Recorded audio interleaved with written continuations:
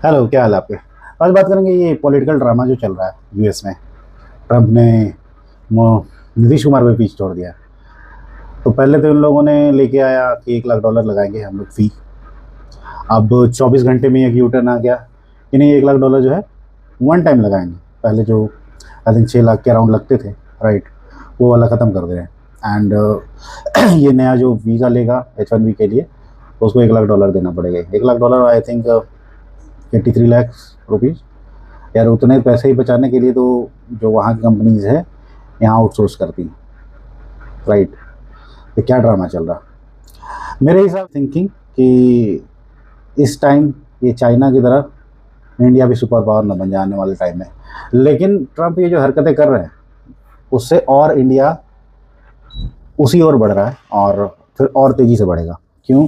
क्योंकि H1B की जो पॉलिसी है और H1B का जो वीज़ा है उसमें अराउंड 70-75% लोग इंडियन ही होते हैं। इसलिए कि ये उसी पॉलिसी का एक हिस्सा है कि चाइना की तरह इंडिया जो है ओवर पावर ना कर जाए इकोनॉमिकली और टेक्नोलॉजिकली।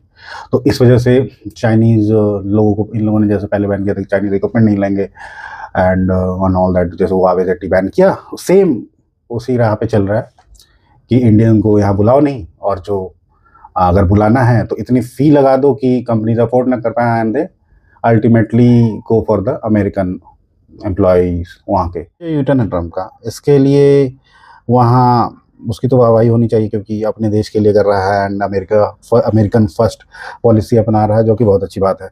लेकिन एट द सेम टाइम हम लोगों के लिए एक लेसन है, हम लोगों के लिए एज ए इंडियन लेसन है। और जो वहाँ रह रहे हैं NRIs और जो वहाँ H1B वीज़ा पे हैं, उनके लिए भी एक लेसन। हमारे इंडियंस जो तो NRI थे वो यही यहूदियों की तरह है नहीं, इजराइलियों की तरह कि उन पे कुछ हो और सारे मिल के बोलने लगे।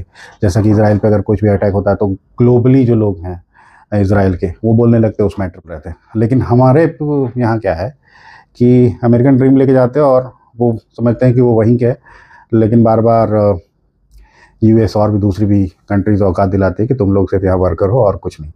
क्योंकि जब ये इमिग्रेंट्स पे ये चल रहा था, राइट, क्रैकडाउन उन लोगों का, तो ना तो इन पॉलिसी के बारे में इन लोगों ने बोला कि ये पॉलिसी गलत है, किसी एक के मुंह से नहीं निकला कि ये पॉलिसी गलत है।